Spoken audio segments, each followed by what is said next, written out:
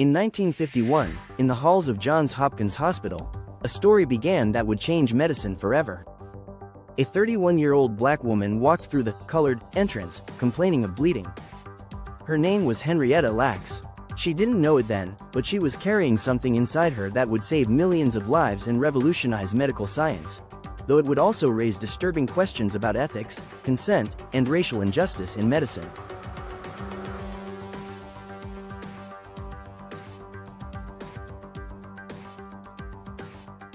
But to understand this story, we need to meet Henrietta before she became an immortal legend of science. Born Loretta Pleasant in 1920 in Roanoke, Virginia, her name was changed to Henrietta for reasons lost to history. She grew up in a small wooden cabin in Clover, Virginia, a house that had once been the slave quarters of the plantation owned by her white ancestors. Her mother died when she was barely 4 years old, giving birth to her 10th child. She was sent to live with her grandfather, sharing a room with her cousin David Lacks. Those who knew her then remember a vivacious young girl with a bright smile and an infectious laugh. By age 14, she was already a mother. She married her cousin David, a common practice in their community at the time, and together they had 5 children. They moved to Turner Station, near Baltimore, where David found work in the booming wartime steel mills.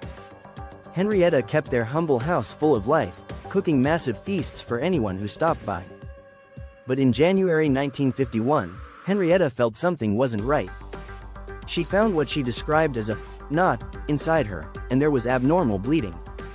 Making the long journey to Johns Hopkins Hospital, the only hospital in the area that would treat black patients, she sat in the segregated waiting room, anxiously awaiting news that would change everything.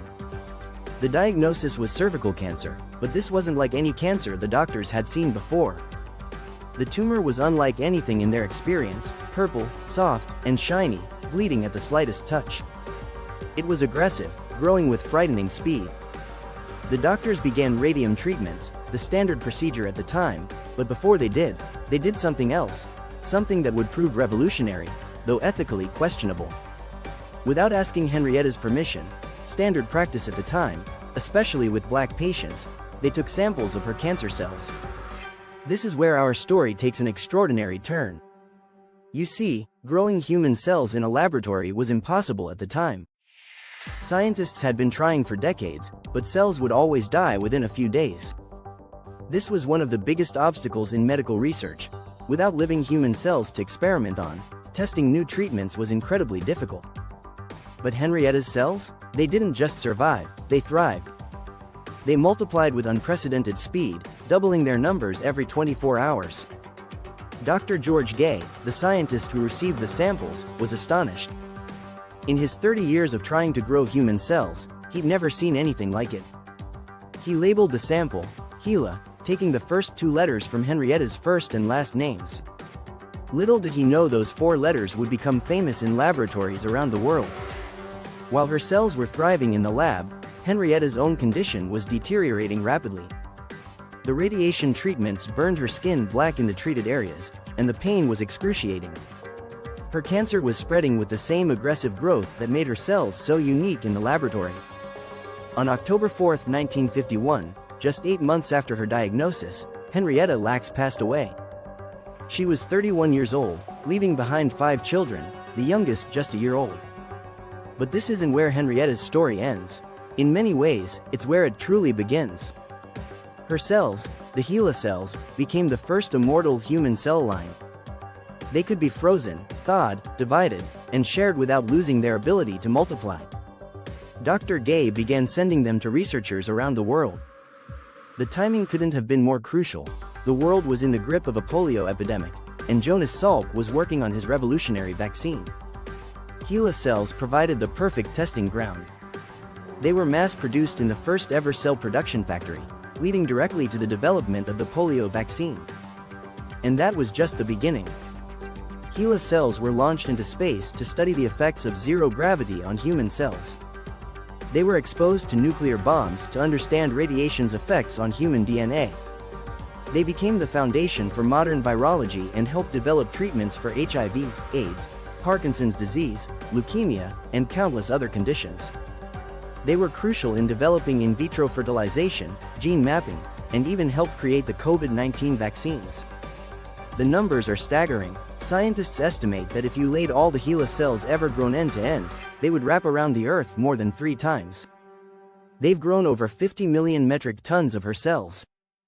There are more HeLa cells alive today than there were cells in Henrietta's body when she was alive. Her cells have been used in more than 74,000 studies, cited in over 110,000 scientific publications. Every major medical breakthrough of the past 70 years has used HeLa cells in some way. But here's where this remarkable scientific story becomes a troubling human one. For decades, the Lacks family had no idea any of this was happening. While pharmaceutical companies made millions using HeLa cells, Henrietta's children couldn't afford health insurance. They lived in poverty in East Baltimore, dealing with their own health issues, unaware that their mother's cells were revolutionizing medicine worldwide. The family didn't learn about the cells until 1973, when scientists suddenly contacted them, wanting to study their cells to better understand HeLa. Imagine their confusion and distress. Their mother had been dead for 22 years, yet somehow, parts of her were still alive, being bought and sold around the world. The revelation was particularly devastating for Deborah, Henrietta's youngest daughter. She had been just a year old when her mother died and had always longed to know more about her. Now she learned that pieces of her mother were alive in laboratories around the world. She struggled to understand the science, asking heartbreaking questions like, if those cells in my mother are so important and helping so many people, why can't they help me with my arthritis? The story becomes even more disturbing when you consider the historical context. This happened during the infamous Tuskegee syphilis study, when many Black Americans were rightfully suspicious of the medical establishment. Johns Hopkins was known to take Black patients from the public wards for research without their knowledge. The fact that a Black woman's cells were taken without consent and then used to build a multi-million-dollar industry while her family remained in poverty raises profound questions about medical ethics, consent, and racial inequality in healthcare. It wasn't until 2013, over 60 years after Henrietta's death, that her family finally gained some control over her legacy. The National Institutes of Health reached an agreement with the Lacks family, giving them a say in how HeLa cells are used in research. 2 family members now sit on the committee that reviews applications to study the cells.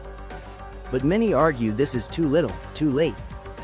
Today, Henrietta Lacks is finally receiving some of the recognition she deserves. Her story has been told in books, most notably Rebecca Skloot's bestseller, The Immortal Life of Henrietta Lacks. HBO made a movie about her life starring Oprah Winfrey. Schools and research buildings bear her name. In 2021, the World Health Organization awarded her a posthumous award for her contributions to medical science. But perhaps her greatest legacy isn't in the buildings that bear her name or the books that tell her story. It's in the countless lives saved by her immortal cells. Every time someone receives a vaccine, undergoes cancer treatment, or benefits from almost any modern medical breakthrough, they're benefiting from Henrietta's unwitting contribution to science. Henrietta Lacks died in 1951, but in laboratories across the world, her cells continue their endless march through time, helping scientists unlock the mysteries of human biology, one cell division at a time. Her story teaches us not just about scientific discovery, but about human dignity, ethical responsibility, and the importance of recognizing and honoring those who contribute to human progress, whether they chose to or not. In the end, this is more than a story about cells or science. It's a story about family, ethics, race, and justice. It's about how the most profound scientific breakthroughs can come from the most unexpected places, and how the most lasting legacies are sometimes the ones we never meant to leave behind. Most of all, it's about a woman, a mother, a wife, a person who loved to dance and cook for her family, whose cells achieved immortality, but whose humanity we must never forget. As we continue to benefit from Henrietta's immortal gift to science, we must also remember the human cost of medical progress and work to ensure that such ethical breaches never happen again. Henrietta Lacks didn't choose to become immortal, but her unwitting sacrifice has helped save millions of lives, and continues to do so today. If you enjoyed watching this video, make sure to hit the like button and to subscribe. I'll see you next time.